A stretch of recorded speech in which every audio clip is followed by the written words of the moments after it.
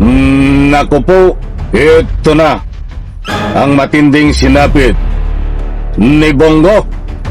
Arrest warrant ng ICC at pag-aresto din ng ICC.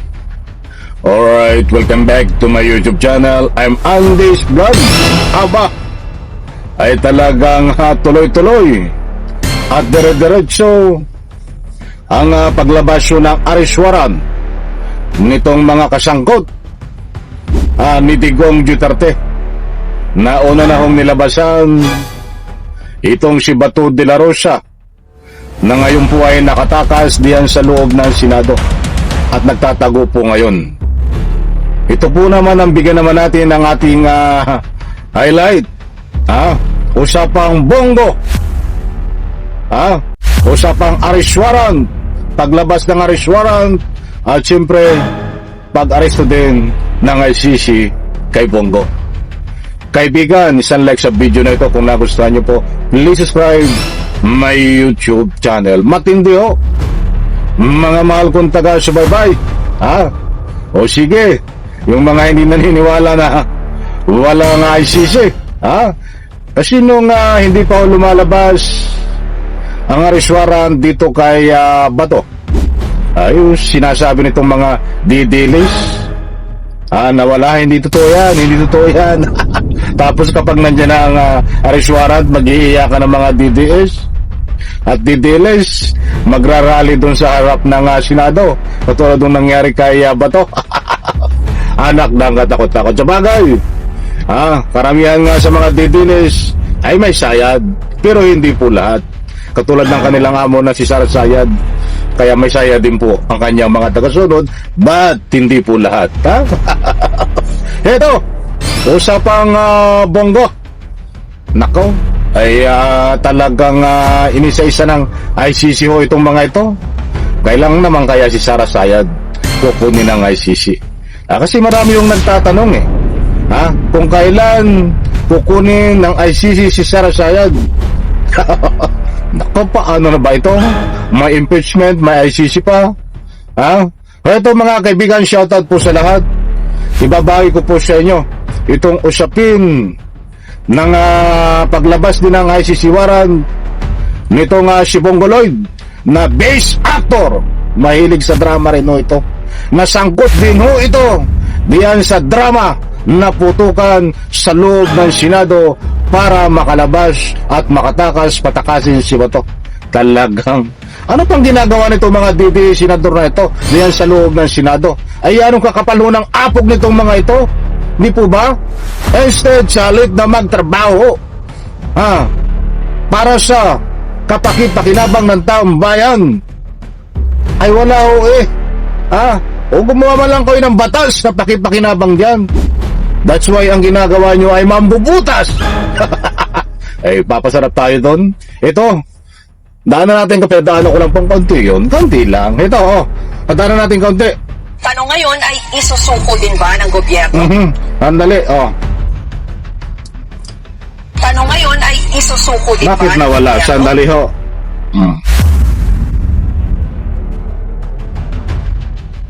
Sandali lang po. Okay, ito na lang.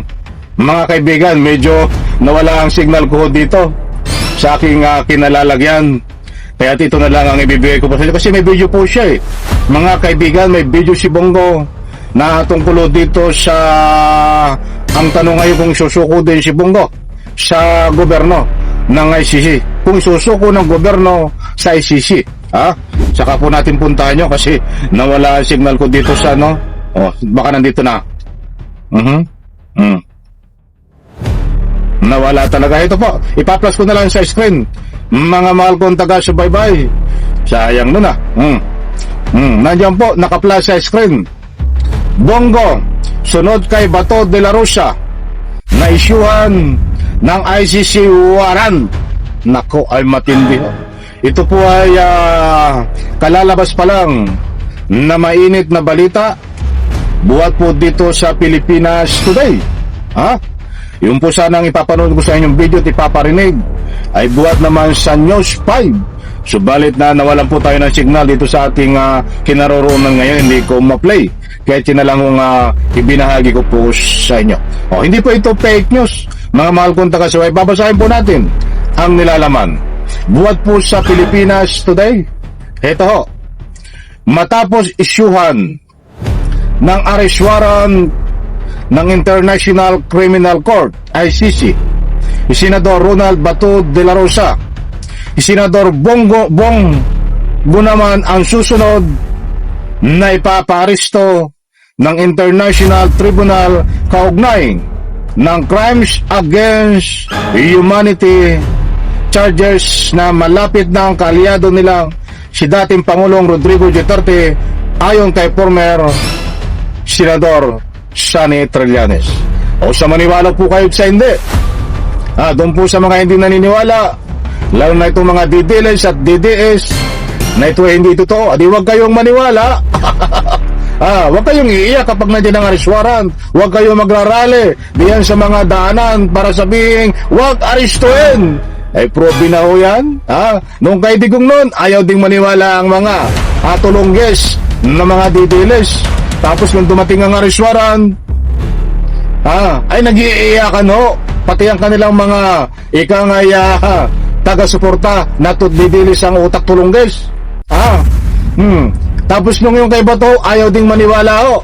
Tapos nung nandiyan ang arrest warrant, nag-iiyakan na naman ho ang mga tulongges na didilis. Ito kay Bato. Itong kay Bongo naman ang susunod. Alam kong hindi rin kayo naniniwala sasabihin nyo yung fake news. Sige nga, huwag kayong iiyak. Ito, diretso ko po. Ang sunod po ay si Senador Bongo. Pero para lang maliwanag, ito ay baka medyo buwang pa ang binibilang natin. Sinabi ni Trillanes sa interview sa kanya ng GMA News nitong Martes, Mayo 12. Kukunin ko sana ng interview nito Kaya lang itong GMA, pag humiram ka ng video nila, ay bibigyan ka ng copyright. Kaya hindi ko na kinuha ito. Ayon kay Trillanes, sigo umano ang tagabigay ng reward sa bawat magpapapaslang noong war on drugs. Ito yung pagbabayad sa pagiging accountable. Noong mamamayagpag pa sila, wala silang pakialam sa buhay ng Pilipino, pero ito na, singilan na ito, dagdag ni Trillanes. Yan maliwanag mga kaibigan, hindi po tayo nagpapakalat ng anumang fake news dito. Nandiyan po ang katibayan. Ibinahagi ko po sa inyo naka-plus sa screen buhat sa Pilipinas Today na yan po ay meron ding actual interview itong si dating Senador Antonio Trillanes sa iba't ibang malalaking stream media no May 12 po yan naganap mga kaibigan, at ito naman ay kalalabas pa lang na balita, mainit-init pa. Nako, matindi ho mga kaibigan, maliwanag po diyan ang sinabi ko na paglabas ng arrest warrant at paghuli din ng ICC kay Senador Bongo, kapag lumabas na ang arrest warrant, malapit na. Para po sa lubos ninyong pangunawa, buwan na lang ang bibilangin. Ay ilang buwan, malapit na po pa ganyan. After 1 month, after 2 months, ay sa next week ko, ay another month na naman. Kaya posible next month, other month, basta buwan na lang ang bibilangin. Ang importanteng mahalaga ay mayroon pong pinatutunguhan at ang ending ay katotohanan dito sa paglabas ng arrest warrant ni Bongo. Abangan po natin mga kaibigan, dahil ito talagang kasunod na ilalabas ang arrest warrant ni Bongo at arestuhin din ng ICC. Kaibigan, abang-abang ho ito. Isang like, isang share sa video na ito. Salamat po.